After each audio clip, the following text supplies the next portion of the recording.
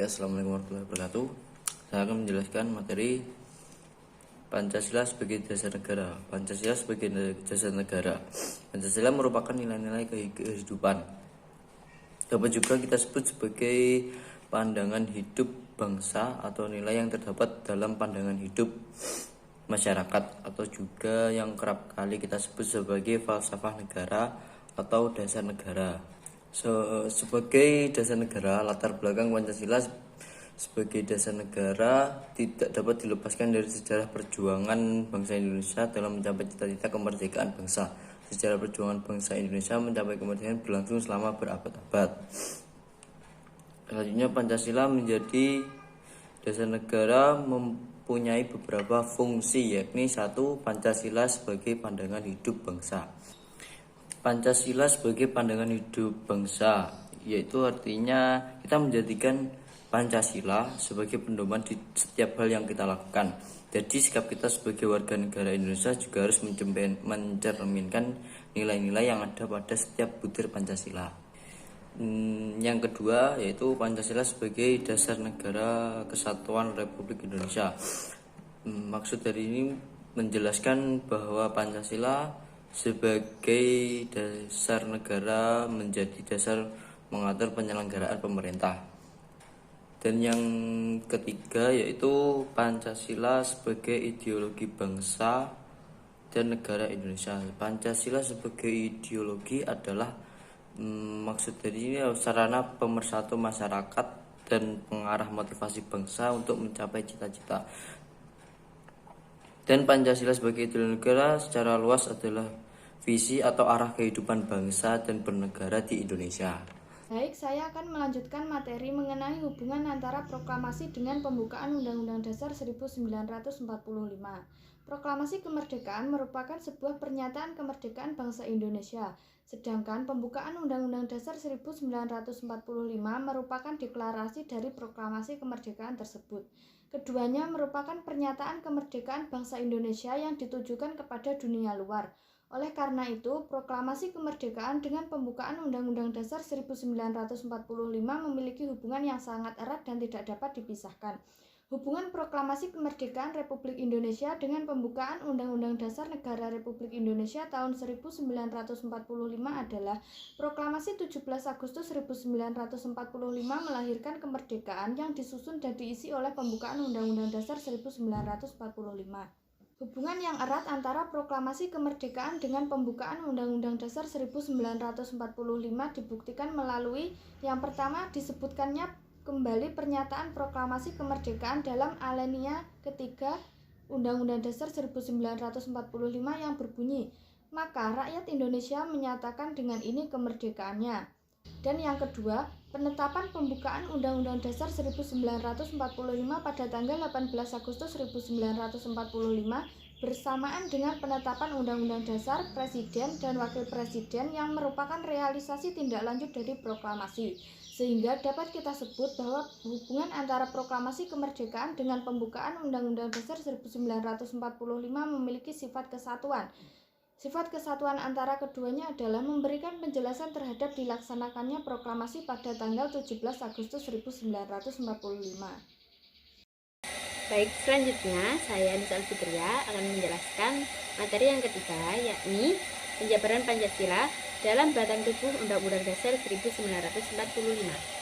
Pembukaan Undang-Undang Dasar 1945 mengandung pokok-pokok pikiran yang meliputi suasana kebatinan, cita-cita dan hukum, dan cita-cita moral bangsa Indonesia. Pokok-pokok pikiran tersebut mengandung nilai-nilai yang dijunjung tinggi oleh bangsa Indonesia karena bersumber dari pandangan hidup dan dasar negara, yaitu Pancasila.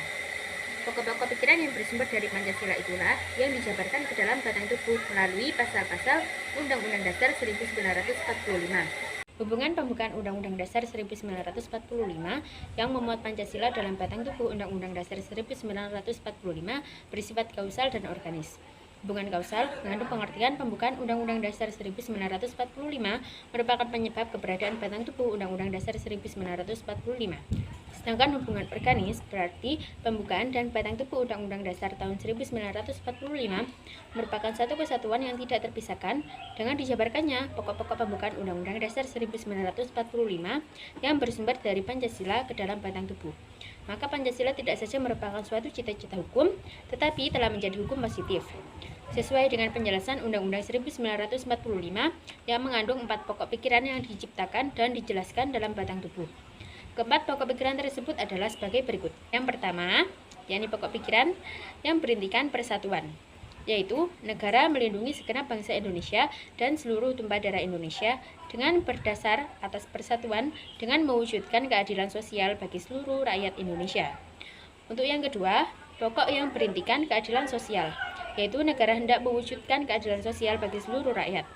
Yang ketiga, yakni pokok yang berintikan kedaulatan rakyat, yaitu negara yang berkedaulatan rakyat berdasar atas kerakyatan dan permusyawaratan perwakilan. Dan yang terakhir yakni pokok yang berintikan ketuhanan yang Maha Esa, yaitu negara berdasar atas ketuhanan yang Maha Esa menurut dasar kemanusiaan yang adil dan beradab. Implementasi Pancasila terbagi dalam beberapa bidang, yaitu yang pertama adalah perwujudan nilai-nilai Pancasila dalam bidang politik dan hukum. Yang pertama, pengembangan lembaga negara. Lembaga negara memiliki tugas untuk menjalankan pemerintah dengan negara yang sesuai dengan Undang-Undang Dasar 1945. Dalam praktiknya, lembaga negara juga harus dikembangkan. Perkembangan lembaga negara disesuaikan dengan kebutuhan negara dan masyarakat di dalamnya. Yang kedua, menjunjung tinggi hak asasi manusia. Indonesia tentunya merupakan negara yang menjunjung tinggi dan menghargai hak asasi manusia. Hal itu karena HAM berhubungan juga dengan nilai-nilai yang terkandung dalam Pancasila sebagai dasar negara. Hak asasi manusia yang dijunjung tinggi meliputi penyimbangan pelaksanaan hak dan kewajiban warga negaranya.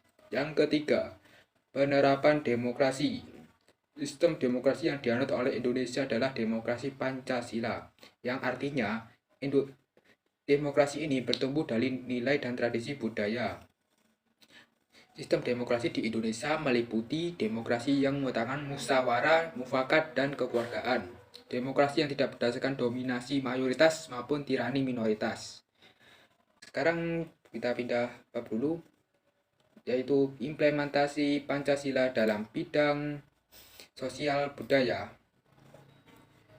Implementasi sosial budaya, ciri-cirinya, contohnya adalah gotong royong. Ciri khas bangsa Indonesia salah satunya yaitu selalu menerapkan sikap gotong royong untuk menumbuhkan kerukunan, kekeluargaan, dan sikap tolong-menolong dalam kehidupan bermasyarakat. Yang kedua, pengambilan keputusan secara musyawarah.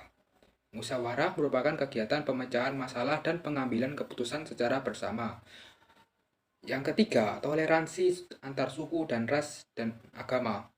Indonesia merupakan negara kepulauan yang mana menimbulkan keberagaman suku, ras, hingga agama. Untuk mencegah konflik antar perbedaan tersebut, nilai Pancasila harus diterapkan, yaitu sikap toleransi. Baiklah, kita pindah bab ke implementasi Pancasila dalam bidang ekonomi. Perwujudan nilai-nilai Pancasila dalam bidang ekonomi yaitu sistem perekonomian di Indonesia harus dikembangkan dengan sistem ekonomi yang didasari oleh nilai-nilai Pancasila. Landasan penerapan sistem ekonomi yang berdasarkan nilai-nilai Pancasila ditegaskan dalam Undang-Undang Negara Republik Indonesia tahun 1945 pasal 33 yang menyatakan beberapa hal berikut. Perekonomian disusun sebagai usaha bersama berdasar atas asas kekeluargaan. Cabang-cabang produksi yang penting bagi negara dan menguasai hajat hidup orang banyak dikuasai oleh negara. Bumi dan air dan kekayaan alam yang terkandung di dalamnya dikuasai oleh negara dan dipergunakan untuk sebesar-besarnya kemakmuran rakyat. Baiklah, itu semua yang bisa kami sampaikan. Mohon maaf jika ada tutur kata yang salah. Kita ucapkan wassalamualaikum warahmatullahi wabarakatuh.